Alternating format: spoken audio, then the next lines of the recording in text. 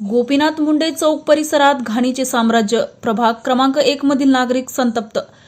आज दिनांक 15 रविवारी रोजी सकाळी 9 वाजता मिळालेल्या माहितीनुसार शहरातील प्रभाग क्रमांक 1 मध्ये असलेल्या गोपीनाथ मुंडे चौक परिसरात सध्या अक्षरशः घाणीचे साम्राज्य पसरले असून महापालिकेच्या ढिसाळ कारभारामुळे नागरिकांना मोठ्या त्रासाला सामोरे जावे लागत आहे. रस्त्यावर साचलेला कचरा, तुंबलेले नाले आणि दुर्गंधीमुळे परिसरातील रहिवाशांचे आरोग्य धोक्यात आले आहे. नागरिकांच्या मते अनेक वेळा तक्रारी करूनही संबंधित अधिकारी आणि कर्मचारी याकडे गांभीर्याने पाहत नाहीत. कचरा उचलण्याची नियमित व्यवस्था नसल्याने रस्त्याच्या कडेला कचऱ्याचे ढीग साचले आहेत. पावसाळ्यात ही परिस्थिती अधिक बिकट होण्याची भीती व्यक्त होत आहे. नुकतेच निवडून आलेले नगरसेवकही या गंभीर प्रश्नावर मौन बाळगत असल्याची भावना स्थानिकांमध्ये आहे. निवडणुकीपूर्वी आश्वासनं देणारे प्रतिनिधी आता दिसेनासे झाले आहेत. पुढील 5 वर्ष अशीच परिस्थिती सहन करावी लागणार का, असा संतप्त सवाल नागरिक उपस्थित करत आहेत.